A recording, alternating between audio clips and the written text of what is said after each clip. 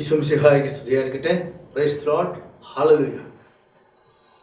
ആഗോള കത്തോലിക്ക തിരുസഭ കത്തോലിക്ക കരിസ്മാറ്റിക് നവീകരണത്തിൻ്റെ സുവർണ ജൂബിലിയിലേക്ക് പ്രവേശിച്ചിരിക്കുകയാണ്.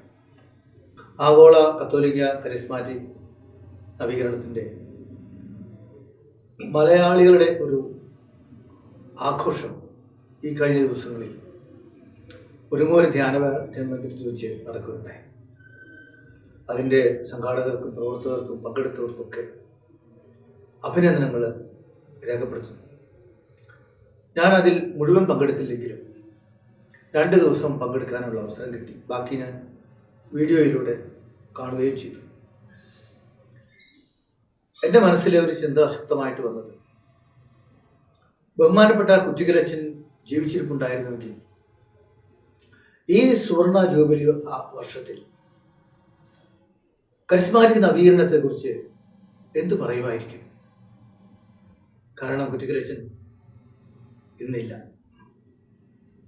അപ്പോൾ എൻ്റെ മനസ്സിലേക്ക് വന്ന ഒരു കാര്യം പങ്കുവയ്ക്കാനായിട്ട് ആഗ്രഹിക്കുകയാണ്. അത് പങ്കുവയ്ക്കുമ്പോൾ അതിൻ്റെ പുറകിലുള്ള ഒരു ആശയമുണ്ട്. അതായത്, സുവർണ ജൂബിലി വർഷത്തിന് ശേഷം കരിസ്മാറ്റിക് നവീകരണം ഇനി എങ്ങനെ ആയിരിക്കണം, എന്ത് നവീകരണം വരുത്താൻ സാധിക്കും എന്ന ഒരു ചോദ്യം പലയിടത്തു നിന്നുമായി ഉയരുകയുണ്ടായി. പക്ഷെ വ്യക്തമായ ഉത്തരം വന്നിട്ടില്ല. അതിൻ്റെ പശ്ചാത്തലത്തിലാണ് കുറ്റിക്കലച്ചൻ ഉണ്ടായിരുന്നതെങ്കിൽ എന്ന് ഞാൻ ചിന്തിച്ചു നോക്കുന്നത്.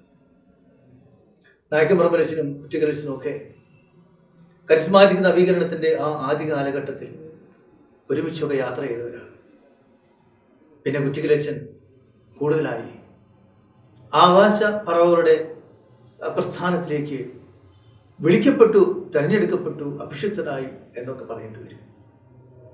കാരണം ഇന്ന് ഭാരതത്തിന് മുഴുവനും കുറ്റിക്കലച്ചനിൽ നിന്നും പ്രചോദനം ഉൾക്കൊണ്ടുണ്ട് ധാരാളം അൽമായരെ ഇന്നും ആകാശപ്പറവകളുടെ ആശ്രമം നടത്തുന്നുണ്ട്. മാത്രമല്ല, ഇന്ന് പല ധ്യാന മന്ദിരങ്ങളിലും ഇങ്ങനെയുള്ള ആകാശപ്പറവകളുടെ ആശ്രമങ്ങൾ തുടങ്ങിയിട്ടുമുണ്ട്. ഒരുങ്ങൂര് തന്നെ, അതുപോലെ കുറുമാലി ധ്യാനമന്ദിരത്തിൽ.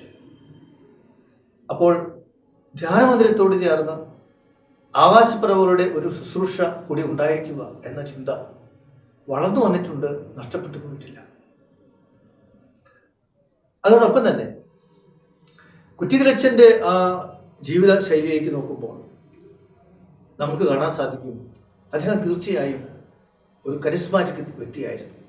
എന്ന് പറഞ്ഞാൽ ദർശനപരവും ഭാഷാപരവും പ്രസംഗപരവും ഒക്കെയുള്ള ഒരു വ്യക്തിയായിരുന്നു. അതുകൊണ്ട് തന്നെയാണ് അദ്ദേഹത്തിന് വ്യക്തികളെ സ്വാധീനിക്കാനായിട്ട് സാധിച്ചതും. ധാരാളം അൽമായരെ ഇന്നും സർക്കാരിൽ നിന്നോ സഭയിൽ നിന്നോ വേണ്ടിടത്തോളം സഹായവും പ്രോത്സാഹനവും ഇല്ലാതെ തന്നെ ആകാശപ്പറവകളുടെ ആശ്രമങ്ങളെ മുന്നോട്ട് കൊണ്ടുപോകുന്നതായിട്ട് കാണാൻ സാധിക്കും. പക്ഷേ കരിസ്മാറ്റിക് നവീകരണം പൊതുവെ നമ്മൾ കാണുന്നതെന്ന് അങ്ങനെയുള്ള ഒരു പൂർണ്ണ വളർച്ചയിലല്ല. എനിക്ക് തോന്നുന്നു കുറ്റിക്കലച്ചനിൽ ആകാശപ്പറവകളുടെ പ്രസ്ഥാനവും കരിസ്മാറ്റിക് വരദാനങ്ങളും വളർന്നു നിന്നിരുന്നു. ഇന്ന് ഒറ്റപ്പെട്ട ആകാശപ്പറവകളുടെ ആശ്രമങ്ങൾ ഉണ്ടെങ്കിലും ഇത് വേർതിരിഞ്ഞ് നിൽക്കുന്നത് പോലെ നിൽക്കുകയാണ്. കരിസ്മാറ്റിക് എന്ന് പറയുമ്പോൾ ഭാഷാപരം ഉണ്ടായിരിക്കുക, ദർശനപരം ഉണ്ടായിരിക്കുക, പ്രസംഗപരം ഉണ്ടായിരിക്കുക, അങ്ങനെ അങ്ങ് മുന്നോട്ട് പോകും. ആകാശപ്പറവകളുടെ ആശ്രമങ്ങൾ പലതും കുറ്റിക്കലച്ചൻ്റെ ആ സ്വപ്നത്തിൽ നിന്നും മാറിപ്പോകുന്നത് കാണാൻ സാധിക്കും. അതായത് വെറും സാമൂഹിക പ്രവർത്തന മേഖല മാത്രമായിട്ട് ചില ആകാശപ്പറവകളുടെ ആശ്രമങ്ങൾ അധപതിക്കുന്നതായിട്ടും അതുകൊണ്ട് തന്നെ പലതും നിന്നു പോകുന്നതായിട്ടും കാണാനായിട്ട് സാധിക്കും. ആ സമഗ്രത അവിടെ നഷ്ടപ്പെട്ടു പോയിട്ടുണ്ട്. അങ്ങനെ നോക്കുമ്പോൾ കരിസ്മാറ്റിക് നവീകരണത്തിൻ്റെ ജൂബിലി വർഷം കഴിഞ്ഞിട്ട് മുമ്പോട്ട് പോകുമ്പോൾ കുറ്റിക്കലച്ചനിൽ ഉണ്ടായിരുന്നതായ ആ ഒരു ആധ്യാത്മികതയുടെ സമഗ്രത ഉണ്ടാകണം എന്ന് എനിക്ക് തോന്നുകയാണ്. എന്താണ് ഈ ആധ്യാത്മികതയുടെ സമഗ്രത എന്ന് പറയുമ്പോൾ, കുറ്റിക്കലച്ചൻ വെറും ഭാഷാപരത്തിലും ദർശനപരത്തിലും പ്രസംഗപരത്തിലും മാത്രം ഒതുങ്ങി നിന്ന ഒരു കരിസ്മാറ്റിക്കാരനല്ലായിരുന്നു. അദ്ദേഹത്തിൻ്റെ ജീവിതത്തിൽ വ്യക്തിപരമായി പ്രായശ്ചിത്തത്തിന് വലിയൊരു പ്രാധാന്യമുണ്ടായിരുന്നു. കഠിനമായിട്ട് ഉപവസിക്കുമായിരുന്നു. ജീവിതശൈലി തന്നെ ഒരു പ്രായശ്ചിത്തത്തിൻ്റെ ജീവിതമായിരുന്നു. അതുപോലെ വിശുദ്ധരോടുള്ള ഭക്തി അദ്ദേഹത്തിന് ഉണ്ടായിരുന്നു. അതിനുപരിയായി പരിശുദ്ധ കുർബാനയോടുള്ള ഭക്തി. പരിശുദ്ധ കുർബാനയോടുള്ള ഭക്തി എന്ന് പറഞ്ഞാൽ പരിശുദ്ധ കുർബാന ആഘോഷമായിട്ട് അർപ്പിക്കുന്നതിൽ പരിശുദ്ധ കുർബാനയോടുള്ള ഭക്തി, അത് ദിവ്യകാരുണ്യ ഭക്തി മാത്രമല്ല, അതും കൊച്ചുകിലിസിലുണ്ടായിരുന്നു. ദിവ്യകാരുണ്യ ഭക്തി ഉണ്ടായിരുന്നു, ദിവ്യകാരുണ്യ ആരാധന നടത്തുമായിരുന്നു. അതിനേക്കാൾ കൂടുതലായി പരിശുദ്ധ കുർബാനയോടുള്ള ഭക്തി. 2, 3, 4, 5, 6 മണിക്കൂർ എടുത്തുകൊണ്ടാണ് അച്ഛൻ പരിശുദ്ധ കുർബാന അർപ്പിച്ചിരുന്നത്. ആർക്കു വേണ്ടി? ആകാശപ്പറവുകൾക്ക് വേണ്ടി.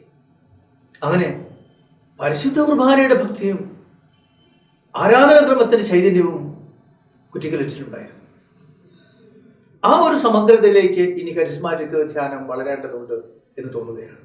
കാരണം സഭയുടെ എല്ലാ നവീകരണ പ്രസ്ഥാനങ്ങളും അത് പരിശുദ്ധ കുർബാനയും ആരാധനാക്രമവും ആയിട്ടായിരിക്കണം.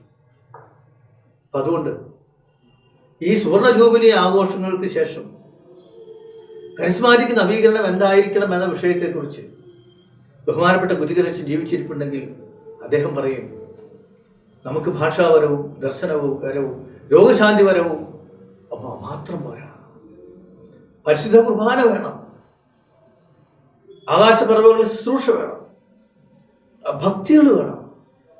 എല്ലാ ഭക്തികളും പരിശുദ്ധ കുർബാനയിലേക്ക് നമ്മളെ വളർത്തുകയും ചെയ്യണം.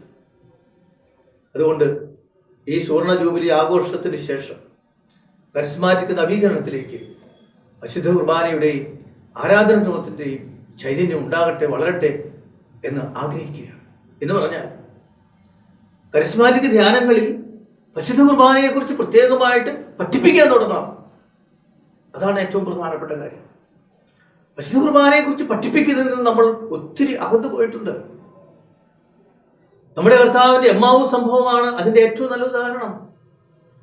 അന്ന് കർത്താവ് വിശദീകരിച്ചത്, മോശ തുടങ്ങിയ ഓരോ പ്രവാചകനും കർത്താവിനെ കുറിച്ച് പറഞ്ഞ കാര്യങ്ങൾ വിശദീകരിച്ചുകൊണ്ട് കുർബാനയെയാണ് പഠിപ്പിച്ചത്. ആ ഒരു പ്രസംഗ ശൈലിയിലേക്ക് സഭ വളരേണ്ടതുണ്ട് എന്ന് തോന്നുകയാണ്. മാത്രമല്ല, പരിശുദ്ധ കുർബാനയെക്കുറിച്ച് ഇന്ന് ഒത്തിരി അഭിപ്രായ വ്യത്യാസങ്ങളും തർക്കങ്ങളും ഒക്കെ നിലകൊള്ളുമ്പോൾ കരിസ്മാറ്റിക് ധ്യാനങ്ങളിലൂടെ പരിശുദ്ധ കുർബാനയെക്കുറിച്ച് പഠിപ്പിക്കുന്നവരാകാൻ സാധിക്കട്ടെ. ഇന്ന് ഒരുപാട് പേര് കരിസ്മാറ്റിക് ധ്യാനങ്ങളിൽ തങ്ങളിലൂടെ നടന്ന അത്ഭുതങ്ങളെക്കുറിച്ച്, രോഗശാന്തികളെക്കുറിച്ച്, തങ്ങളിൽ ഉണ്ടായിട്ടുള്ളതായ രോഗശാന്തി അത്ഭുതങ്ങളെക്കുറിച്ചൊക്കെ ഒത്തിരി പറയുന്നുണ്ട്. നല്ല കാര്യം. പക്ഷെ ഇവിടെ ഒരു ചോദ്യം, തങ്ങൾക്ക് വ്യക്തിപരമായിട്ടുണ്ടായ അത്ഭുതങ്ങളുടെയും കാര്യങ്ങളുടെയും യാഥാർത്ഥ്യങ്ങളെക്കാൾ കൂടുതലായിട്ട് പറയേണ്ടത് ദൈവം തമ്പുരാൻ തന്നെ പ്രവർത്തിച്ചിട്ടുള്ള അത്ഭുതമല്ലേ എന്ന് പറഞ്ഞാൽ, ഇന്ന് ലോകത്തിൻ്റെ ശ്രദ്ധ മുഴുവൻ പിടിച്ചു പറ്റിക്കൊണ്ടിരിക്കുന്ന വലിയൊരു അത്ഭുതമാണ് വിളക്കന്നൂർ അത്ഭുതം. ആദ്യമായിട്ട് നടന്നൊരു അത്ഭുതമാണത്. പരിശുദ്ധ കുർബാനയിലെ റൂഹാനുസ്മരണ പ്രാർത്ഥനയ്ക്ക് ശേഷം തിരുവോസ്തിയിലെ കർത്താവിൻ്റെ തിരുമുഖം തെളിഞ്ഞു. സീറോ മലബാർ സഭയുടെ കുർബാനയുടെ ഐക്യത്തിന് വേണ്ടി ദൈവം സീറോ മലബാർ സഭയിൽ തന്നെ പ്രത്യേകമായിട്ട് നൽകിയിട്ടുള്ള കുർബാനയുടെ അത്ഭുതമാണത്. അത്ഭുതങ്ങളെ കുറിച്ച് രോഗശാന്തികളെ കുറിച്ചൊക്കെ ഘോരം പ്രസംഗിക്കുന്നവരെ ഈ വിളക്കുന്നോർ അത്ഭുതത്തെക്കുറിച്ച് പ്രസംഗിക്കാറുണ്ടോ? ദൈവം നൽകിയിട്ടുള്ള മഹാത്ഭുതമായ ആ അത്ഭുതത്തെക്കുറിച്ച് പറയുന്നില്ല എന്ന് പറഞ്ഞാൽ, കരിസ്മാറ്റിക് ധ്യാനങ്ങളിലെ സഭാത്മകമായ കുർബാന കേന്ദ്രീകൃതമായ ആ പഠനവും ഉണ്ടാകട്ടെ. അതുപോലെ ആകാശപ്പറവകളുടെ ആശ്രമങ്ങളിലെല്ലാം തന്നെ പരിശുദ്ധ കുർബാന ഉണ്ടാകട്ടെ. ഞാനിന്ന് ഈ നാളുകളിൽ ആകാശപ്പറവകളുടെ പല ആശ്രമങ്ങളിലേക്ക് പോവുകയുണ്ടായി. ചിലയിടത്ത് കുർബാനയില്ല, കുർബാന ചില അനുവാദമില്ല. അതൊരു വലിയ തെറ്റാണെന്ന് എനിക്ക് തോന്നുന്നു.